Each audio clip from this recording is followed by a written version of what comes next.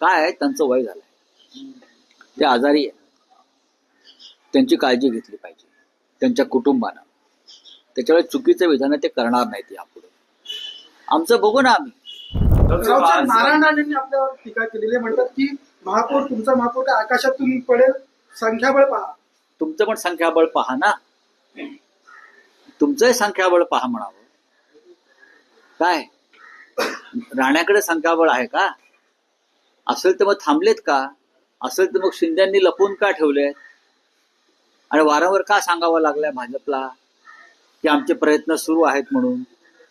काय आहे, त्यांचं वय झालंय, ते आजारी आहे, त्यांची काळजी घेतली पाहिजे त्यांच्या कुटुंबानं. त्याच्यामुळे चुकीचं विधान ते करणार नाहीत यापुढे. आमचं बघू ना आम्ही. आमचं बघायला आम्ही समर्थ आहोत. राणेसाहेब, तुमचं जरा काय चाललंय ते बघा. तुमचं संख्याबळ सांगा काय. 10-20 जागा जास्त जिंकल्यामुळे संख्याबळ होत नाही. मी काल म्हणालो की बहुमत फार चंचल असतं.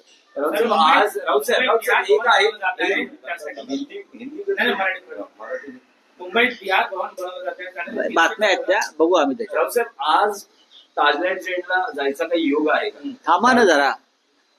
कालची राहिलेली नाही, कसं आहे की आम्ही जेवायला जातोय की ते कुठे जेवायला जातात बघू ना. आम्ही जेवायला जातोय की आतले लपवलेले पाहुणे कुठे बाहेर जेवायला जात आहेत.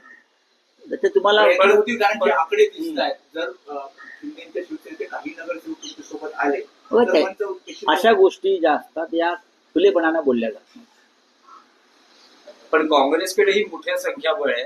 24 नगरसेवक आहेत. काँग्रेसचे फुटत नाहीत. पुढे बोला. काँग्रेसचे फुटत नाहीत. आमच्या शिवसेनेचे तर प्रश्नच येत नाही. आता फोडाफोडीचा खेळ भाजप आणि शिंदे गटातच होणार. या 2 गटातच फोडाफोडी होणार आहे झाली तर. त्याच्यामुळे आता महाराष्ट्राच्या राजकारणामध्ये एक वेगळी मजा येणार आहे. पण उद्धव बाळासाहेब ठाकरे पक्ष